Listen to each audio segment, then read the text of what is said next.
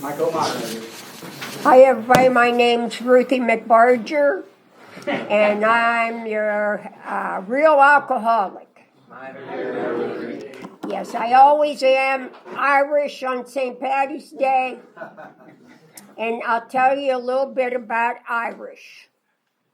Alcohol was invented to keep the Irish from ruling the world. And thus far, it's been successful. So much for us Irish. We have a tendency to indulge just a little too much. So we're all Irish on St. Paddy's Day, huh? So happy St. Paddy's Day to all of you. No celebrating, though. Oh, come on. Unless you want to go down to the club that Les was telling us about.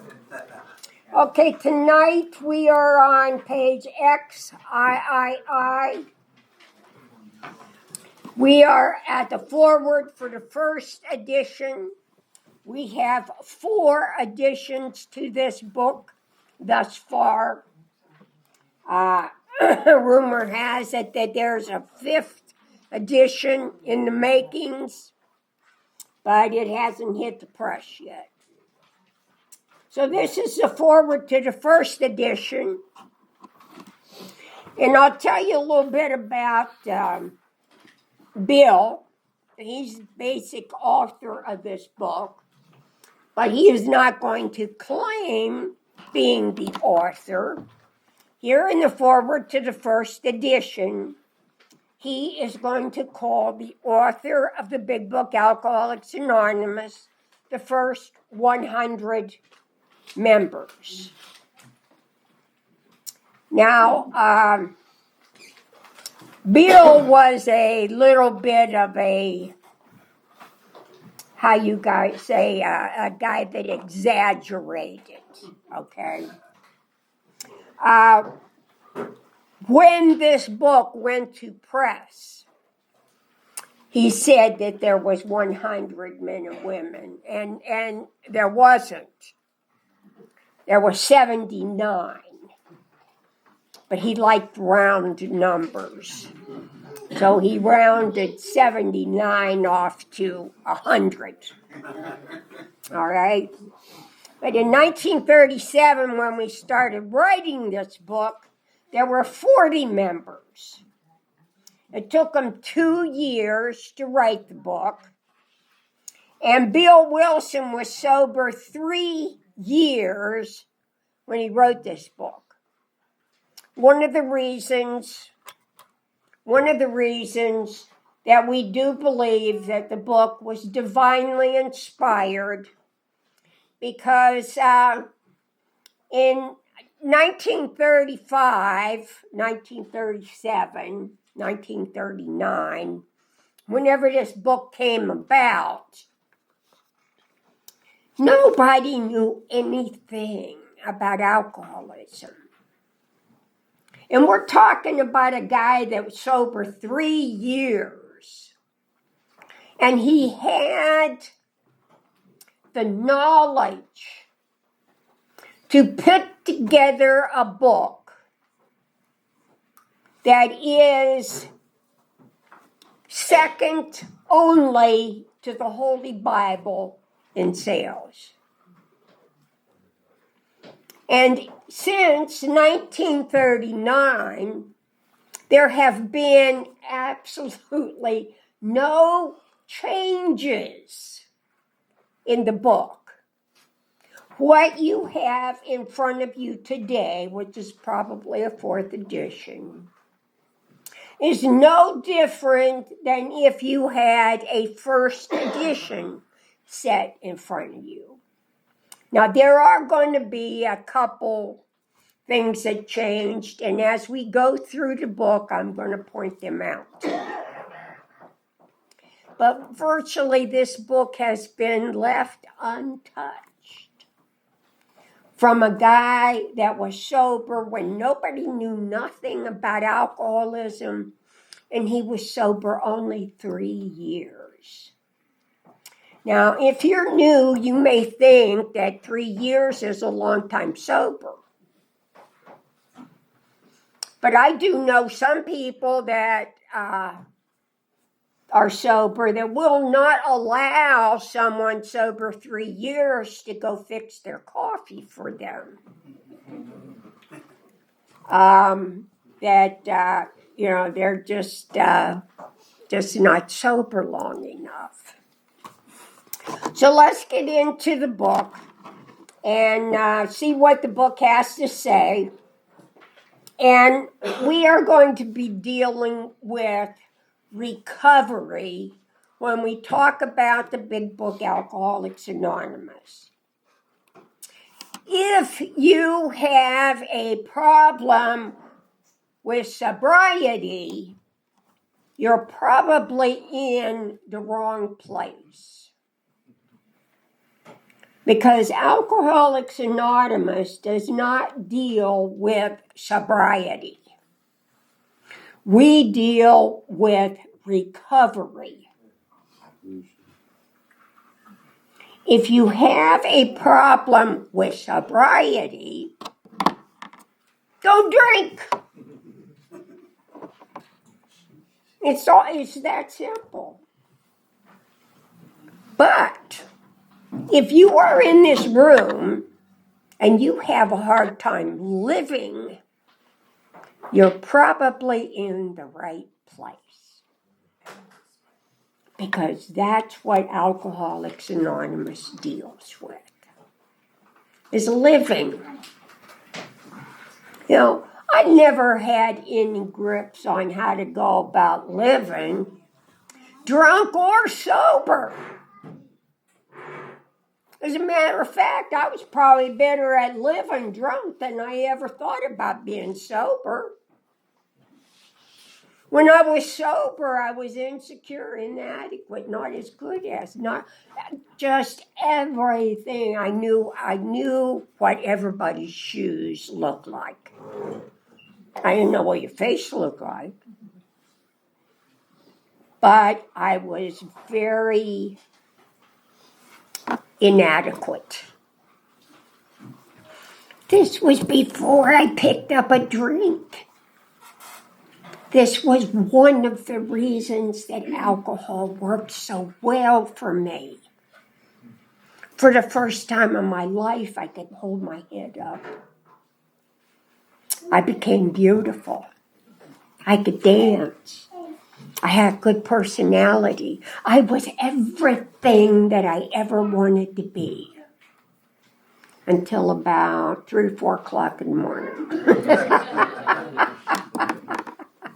And then that's when I started singing our national anthem. I ain't never gonna drink again. I ain't ever gonna drink again, huh? If you relate with that, you are in the right place. Okay? So we are going to start off with the foreword to the first edition. And first off, he is going to tell us about who the author of the book is, and he is going to give credit to the first 100. And he's going to tell us that this is a book that tells us how we have recovered from a seamless state of mind and body. And to go about showing precisely, not in a general way, but precisely how we did it is the main purpose of this book.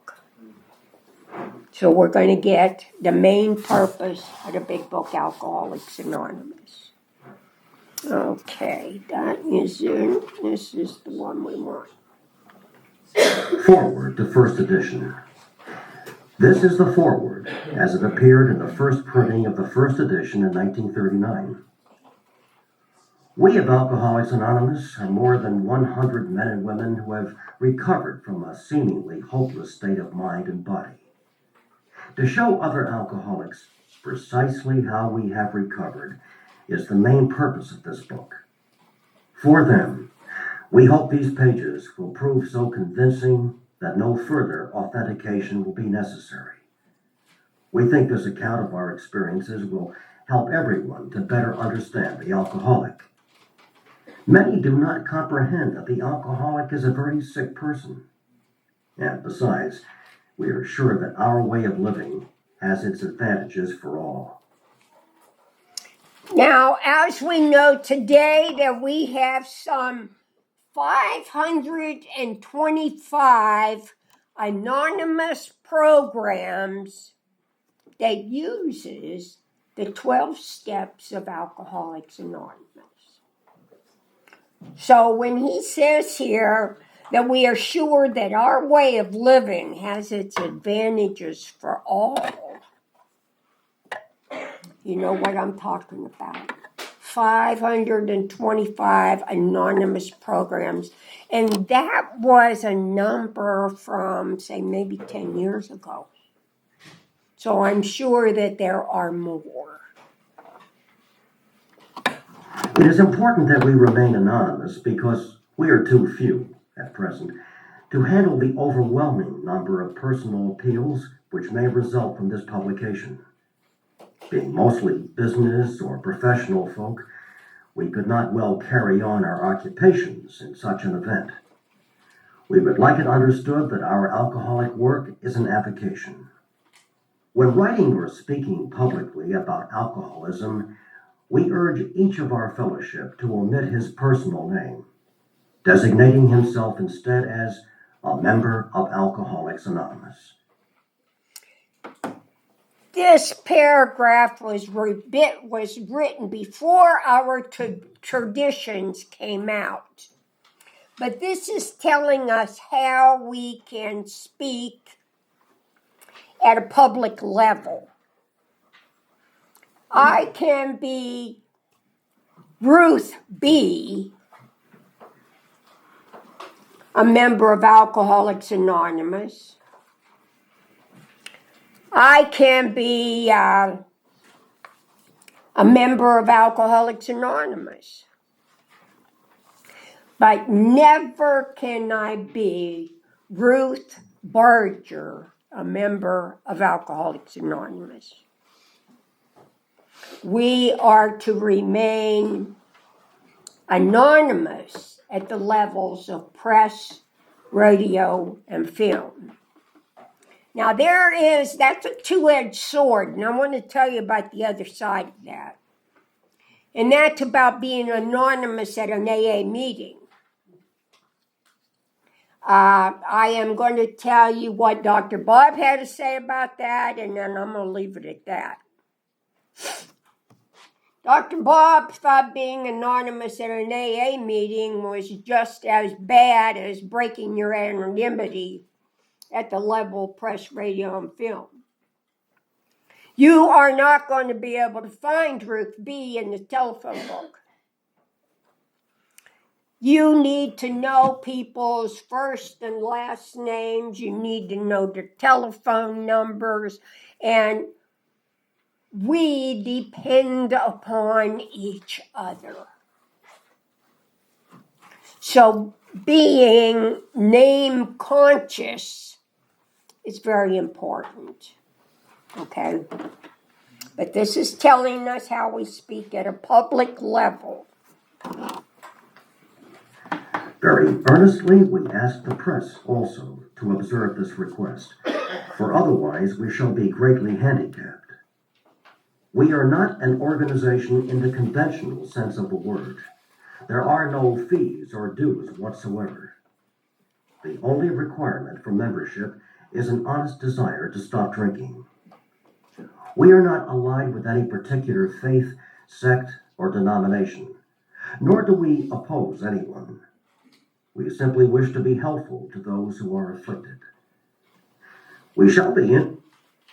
I will tell you that this was what later turned out to be the preamble of Alcoholics Anonymous, but I will tell you that on page XIV, there was a word that was eliminated after the first edition, and it was honest. Now, Bill and Bob did not feel that an alcoholic early on had the ability to have an honest desire. So that word was eliminated after the first edition.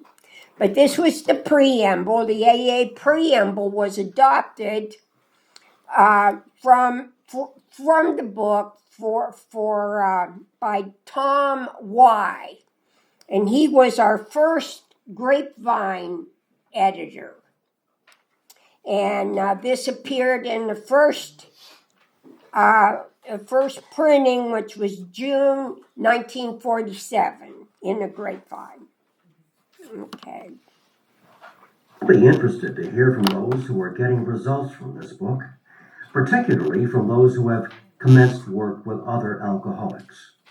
We should like to be helpful to such cases. Inquiry by scientific, medical, and religious societies will be welcomed. Forward to second edition. Figures given in this forward describe the fellowship as it was in 1955. Since the original forward to this book was written in 1939, a wholesale miracle has taken place. Our earliest printing voiced the hope that every alcoholic who journeys will find the fellowship of Alcoholics Anonymous at his destination. Already, continues the early text, 2s and 3s and 5s of us have sprung up in other communities. 16 years have elapsed between our first printing of this book and the presentation in 1955 of our second edition. In that brief space, Alcoholics Anonymous has mushroomed into nearly 6,000 groups, whose membership is far above 150,000 recovered alcoholics. Groups are to be found in each of the United States and all of the provinces of Canada. AA has flourishing communities in the British Isles, the Scandinavian countries, South Africa, South America, Mexico, Alaska, Australia, and Hawaii. All told, promising beginnings have been made in some 50 foreign countries and U.S. possessions.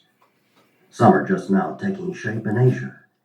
Many of our friends encourage us by saying that this is but a beginning, only the augury of a much larger future ahead. The spark that was to flare into the first AA group was struck at Akron, Ohio in June 1935, during a talk between a New York stockbroker and an Akron physician. The New York stockbroker was Bill Wilson. That was from New York coming down to Akron. And the physician was Dr. Bob Smith, who lived in Akron and was a physician, a specialist. He was a proctologist. That's a butt doctor. He saw his patients eyeball to asshole. Yeah, and he pretty much had he knew quite a bit about alcoholism and alcoholics. Okay. 6 months earlier, the broker had been relieved of his drink obsession by a sudden spiritual experience, following a meeting with an alcoholic friend who had been in contact with the Oxford groups of that day. He had also been greatly helped by the late Dr. William D. Silkworth, a New York specialist in alcoholism who was now accounted no less than a medical saint by AA members, and whose story of the early days of our society appears in the next pages. From this doctor, the broker had learned the grave nature of alcoholism. Though he could not accept all the tenets of the Oxford groups, he was convinced of the need for moral inventory, confession of personality defects, restitution to those harmed, helpfulness to others, and the necessity of belief in and dependence upon God.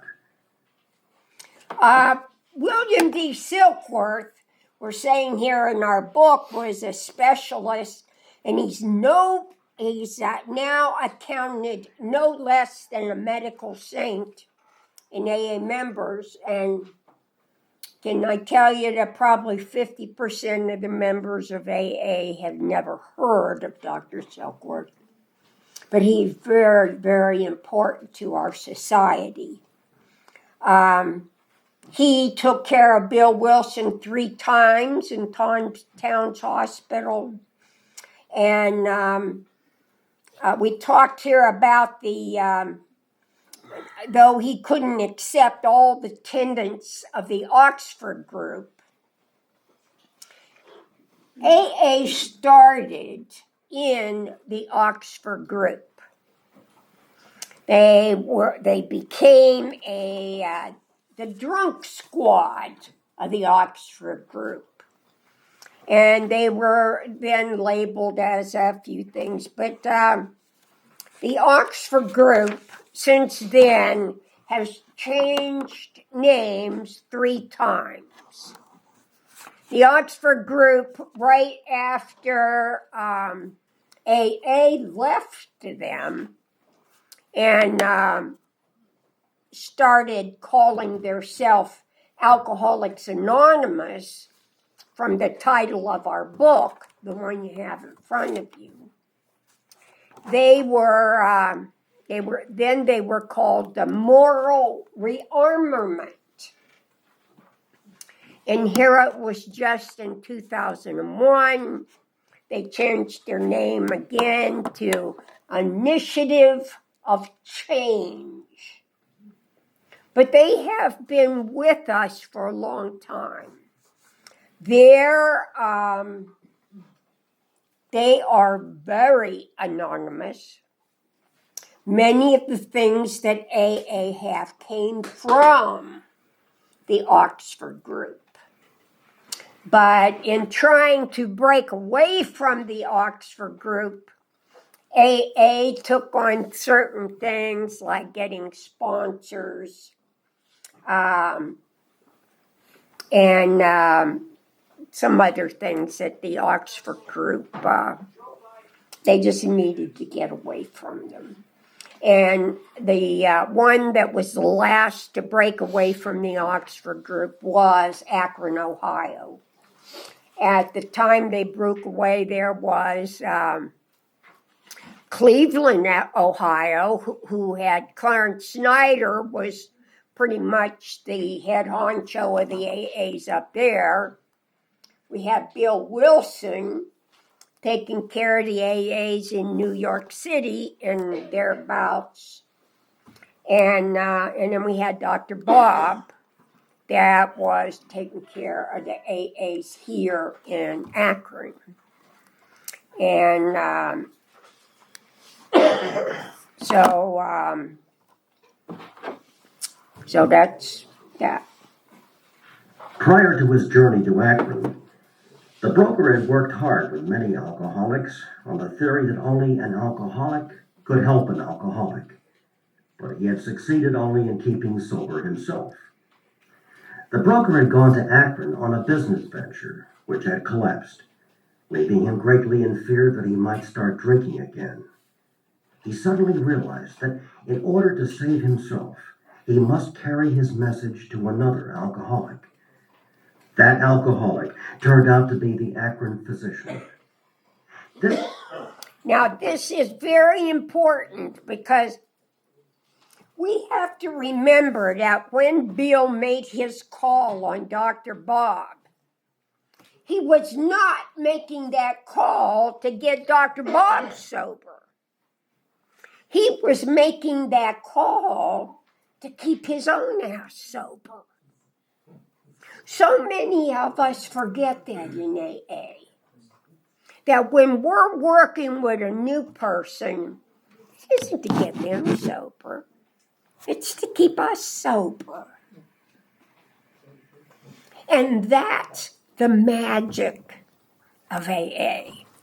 I mean, it's really nice if the other person does get sober. But if you walk away sober, your 12-step call was a success. And we have to remember that. Physician had repeatedly tried spiritual means to resolve his alcoholic dilemma, but had failed. But when the broker gave him Dr. Silkworth's description of alcoholism and its hopelessness, the physician began to pursue the spiritual remedy for his malady with a willingness he had never before been able to muster. He sobered, never to drink again up to the moment of his death in 1950. This seemed to prove that one alcoholic could affect another as no non-alcoholic could. It also indicated that strenuous work, one alcoholic with another, was vital to permanent recovery. Okay, now when Bill was talking to Dr. Bob, he was telling him about what Dr. Silkworth had shared with him about that we had a twofold illness, that we have an allergy of the body, a body that does not handle alcohol well at all. And if that's where our disease stopped, it would be so simple. Don't drink. But that is not, it's a twofold illness. We got an allergy of the body coupled up with the mental obsession of the mind. We got a body that can't handle it and a head that can't live without it. Huh? Alcoholism. Does anybody have any allergies? Yeah. What kind of allergy you got, Les? Seafood. Seafood. Me too. Okay, what happens to you when you eat seafood? Anaphylactic shock. Ah, I know what that means. all right. It's not good. Seizures. Now let me ask you. Did you ever on a Saturday night be sitting around your living room thinking, boy, I sure could go for a nice seafood platter? Not after I found out that I was allergic. And after you found out you was allergic, that never happened, huh? But yet what happens with our alcoholism? We got a body that can't handle it. John says, he breaks out in handcuffs. Yeah, I mean, all kind of weird things happen to us alcoholics. It doesn't have to be a rash. We have an abnormal reaction to a substance. That's an allergy. So all kind of weird things happen to us. But you know what? The thought of not drinking never crosses our mind. You know what we have is the alcoholic lie. And let me tell you the alcoholic lie. It goes something like this. This time it'll be different. Huh? You ever hear that one? This time it'll be different. And we buy it every single time. So we're pretty much screwed if we ain't found AA. It's a real bad place to be. So let's go ahead and, but this is where we got the allergy of the body coupled up with a mental obsession of the mind. And what we call that is powerless. And we're going to hear about that in step 1. Okay? Hence, the two men set to work almost frantically upon alcoholics arriving in the ward of the Akron City Hospital. Their very first case, a desperate one, recovered immediately and became AA number 3. He never had another drink. This work at Akron continued through the summer of 1935. There were many failures, but there was an occasional heartening success.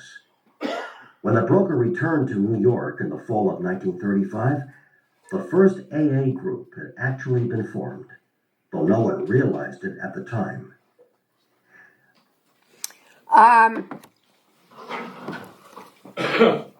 Let's go ahead and go a little further. A second small group promptly took shape at New York, to be followed in 1937 with the start of a third at Cleveland. Besides these, there were scattered alcoholics who had picked up the basic ideas in Akron or New York, who were trying to form groups in other cities. By late 1937, the number of members having substantial sobriety time behind them was sufficient to convince the membership that a new light had entered the dark world of the alcoholic. It was now time, the struggling group thought, to place their message and unique experience before the world. This determination bore fruit in the spring of 1939 by the publication of this volume. The membership had then reached about 100 men and women. The fledgling society, which had been nameless, now began to be called Alcoholics Anonymous, from the title of its own book. So we see our fellowship was named from the book, Alcoholics Anonymous. The book came first. But when we got our book, something happened. And it's very important for us to remember this, that there then became 2 Alcoholics Anonymouses. There was Alcoholics Anonymous, the book, and then there was Alcoholics Anonymous, the fellowship. 2 entirely different things going by the same name. We have Alcoholics Anonymous, the book, which is the 12 steps, which is the program, which is perfect. Nothing has to be changed. 100% perfect. And then we have Alcoholics Anonymous, the fellowship, which is us. One alcoholic talking to another alcoholic, sharing his experience, strength, and hope. Remember that the program is perfect. The fellowship, not so much. The fellowship is composed of human beings. Human beings are fallible. Never put a human being on a pedestal, because all alcoholics is one drink away from a drunk. We all have clay feet. We are all humans. We make mistakes. And we always will. So when talking or writing about AA, please specify. Are you talking about the program? Are you talking about AA, the fellowship? 2 entirely different things. Okay, that's what happened in 1939 with the publication of this book. The flying blind period ended, and AA entered a new phase of its pioneering time. With the appearance of the new book, a great deal began to happen. Dr. Harry Emerson Fosdick, the noted clergyman, reviewed it with approval. In the fall of 1939, Fulton Alsner, then editor of Liberty, printed a piece in his magazine called Alcoholics and God. This brought a rush of 800 frantic inquiries into the little New York office, which meanwhile had been established. Each inquiry was painstakingly answered. Pamphlets and books were sent out. Businessmen traveling out of existing groups were referred to these prospective newcomers. New groups started up, and it was found to the astonishment of everyone that AA's message could be transmitted in the mail as well as by word of mouth. By the end of 1939, it was estimated that 800 alcoholics were on their way to recovery. In the spring of 1940, John D. Rockefeller Jr. gave a dinner for many of his friends to which he invited AA members to tell their stories. News of this got on the world wires. Inquiries poured in again, and many people went to the bookstores to get the book Alcoholics Anonymous. By March 1941, the membership had shot up to 2,000. Then, Jack Alexander wrote a feature article in the Saturday Evening Post and placed such a compelling picture of AA before the general public that alcoholics in need of help really deluged us. By the close of 1941, AA numbered 8,000 members. The mushrooming process was in full swing. AA had become a national institution. Now, let me tell you what's happened here. All right, they start out with the Liberty article, and then John D. Rockefeller has this party and invites all of these high-powered businessmen to come in, and AAs would say they put alcoholic at each one of their tables thinking they could hustle them out of some money. And John D. Rockefeller gets up and makes a little speech about how money would really mess us up. So we didn't get nothing. But with this article, by 1941, there was 2,000 members. Now, that was in March. By the close of 1941, there was 8,000. So what we're talking about is we got 2,000 members of Alcoholics Anonymous, and we got people coming into these doors. 6,000 are coming in these doors, and we got 2,000 in here. So what's happening is you're coming in these rooms, you're still wet behind the ears, you don't know nothing about nothing. You come in here on Monday as a newcomer, and by Friday, you're probably going to be sponsoring somebody. And let me tell you what, it's worked. It really did work. Getting active. This really works. Yeah, grabbing a hold of somebody that's suffering from your disease, and you can start recovery. And we're going to read about it. Recovery begins when one alcoholic shares with another alcoholic his experience, strength, and hope. Just talking to another drunk. That's all we gotta do. And we are starting our recovery. Now, this just totally amazes me.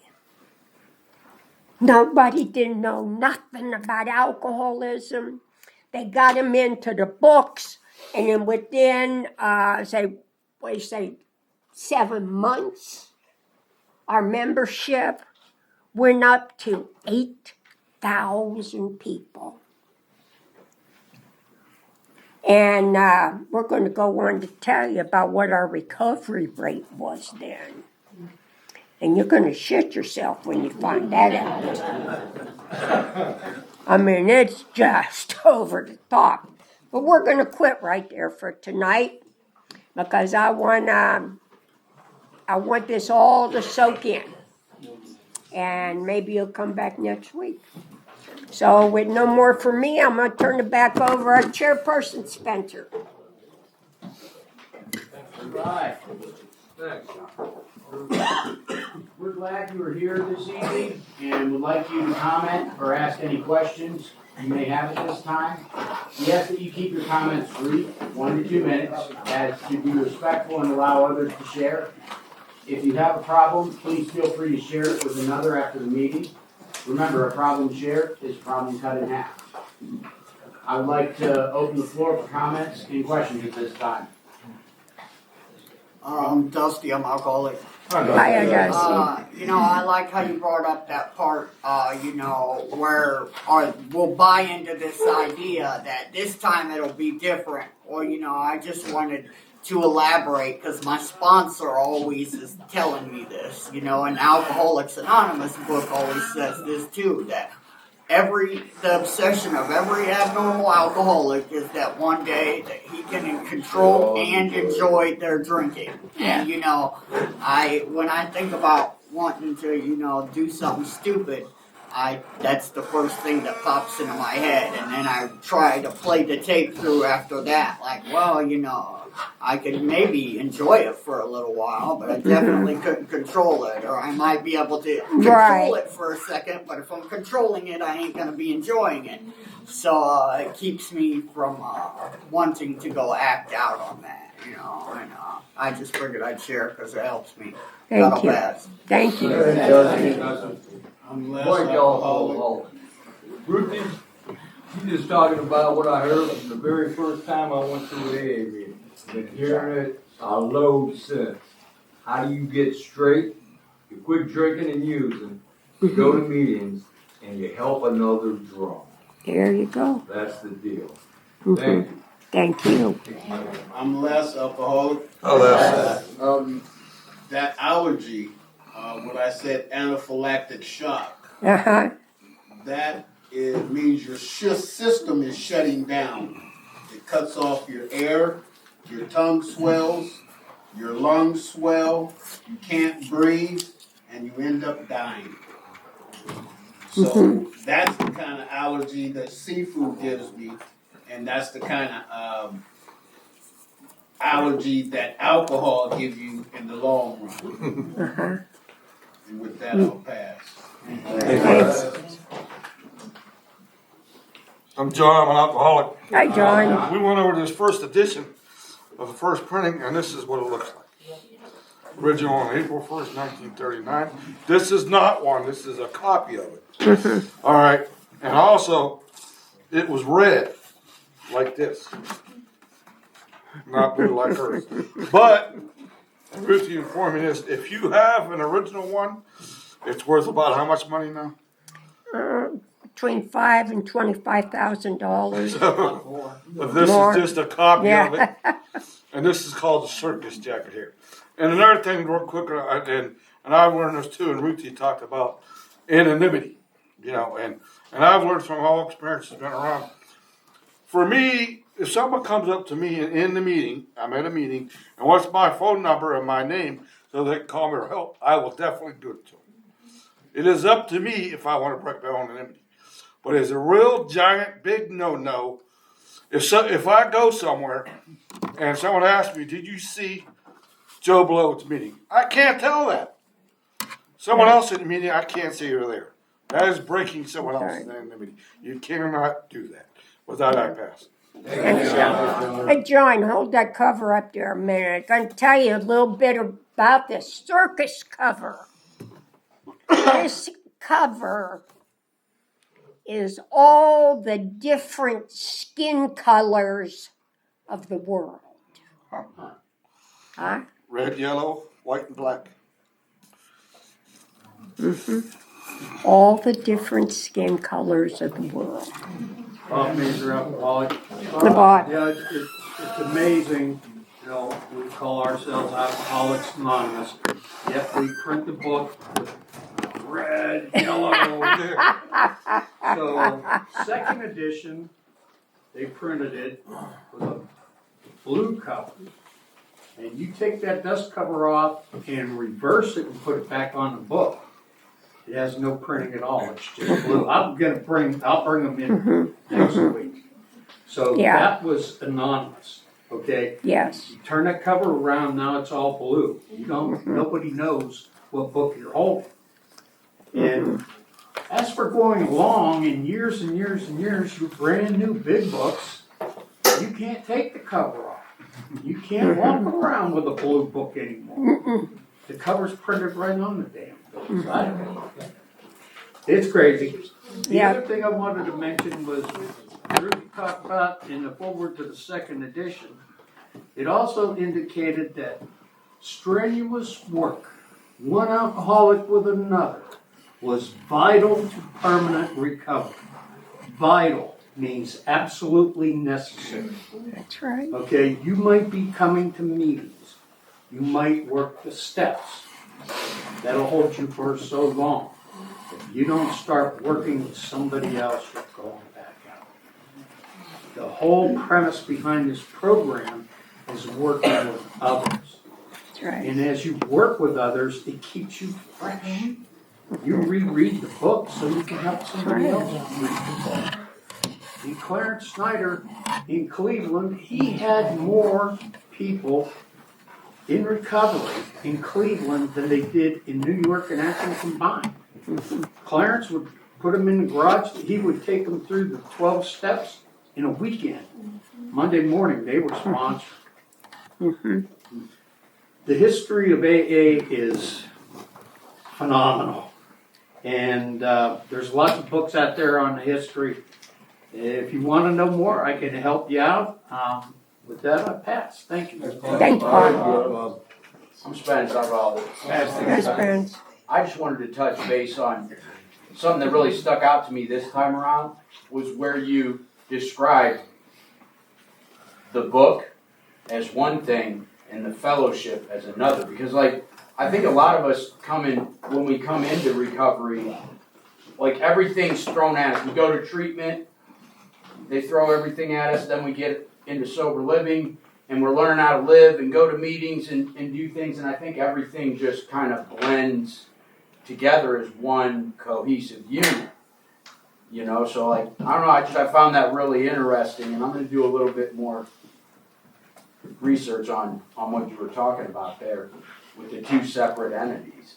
Okay. You know, I thought that was really neat. All right.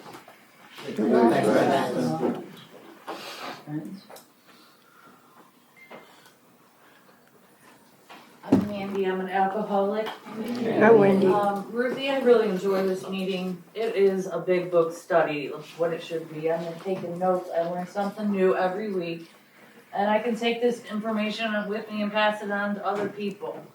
But I look forward to getting my pens and highlighters out and writing the things you say. And I just thank you for doing this. I appreciate it. Well, thank you for being here. And thank you for passing it on.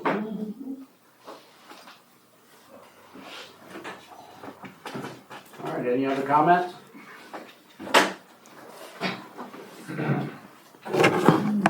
All right, we're up to the grapevine drawing.